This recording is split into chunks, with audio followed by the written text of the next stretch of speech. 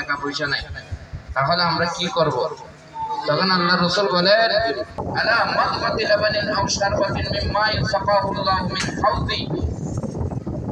এই ব্যক্তি রোজাদারদেরকে ফেট করে এবং তৃষ্ণার সহিত ইফতার করাবে দুধ এবং খেজুরের মাধ্যমে। আল্লাহর পয়গম্বর বলেন, সাকাহুল্লাহু মিন হাউজি, কিয়ামতের ময়দানে আমি আল্লাহ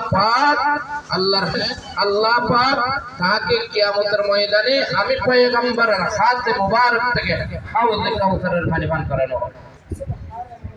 হাউজে কাউসারের পানির দাম কি? হাউজে কাউসারের পানি হলো এমন গুরুত্বপূর্ণ পানি, যে পানি পান করলে সেই ব্যক্তি আর জাহান্নামে যাবে না, সেই জান্নাতে প্রবেশ করবে। সুবহানাল্লাহ বলো না বলো। হাউজে কাউসারের পানির পাওয়ার এমন পাওয়ার, যে পান করবে জান্নাতে প্রবেশ করা পর্যন্ত তার কি লাগবে না? পানির তৃষ্ণা লাগবে না।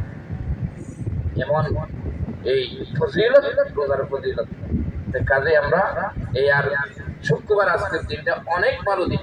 হাদিসের মধ্যে আছে, আল্লাহর পয়গম্বর ইরশাদ করেন, শুক্রবার আসরের নামাজের পরে, খাস করে শুক্রবারে কয়েকটা মুহূর্ত আছে দোয়া কবুল হয়। এক নম্বর হলো যখন খতিব সাহেব খুতবা দেয়, প্রথম খুতবা দিয়ে দ্বিতীয় খুতবায় উঠে, অর্থাৎ মাঝখানে 1 মিনিট যে বসা, ওই বসার মধ্যে দোয়া করলে আল্লাহ পাক দোয়া কবুল করেন। আপনারা এই সুযোগটা কাজে লাগাবেন।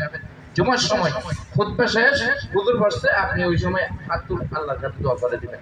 দ্বিতীয় খুতবা শুরু হবে, যেটা বলা আল্লাহ পাক দোয়া কবুল করবেন।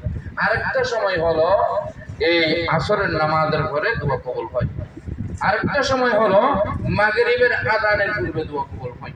তো সেই হিসাবে মাগরিবের আগ মুহূর্তে, ইফতারের আগ মুহূর্তে এটা দোয়া কবুল হওয়ার সময়। 2 নম্বর হলো রোজাদার দোয়া করলে দোয়া কবুল করে, সেই হিসাবে আমরা রোজা রেখেছি, আল্লাহর কাছে দোয়া করলে ওইটাও দোয়া কবুল হবে।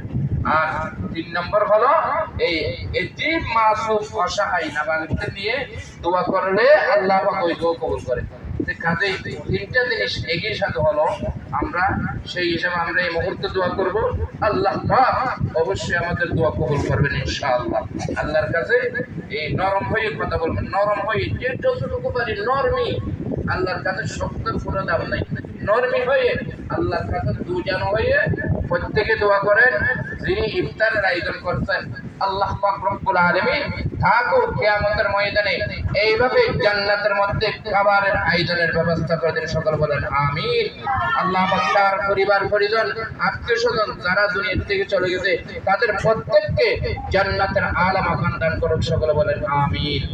আমরা প্রত্যেকে দোয়া করি। আমার ভাই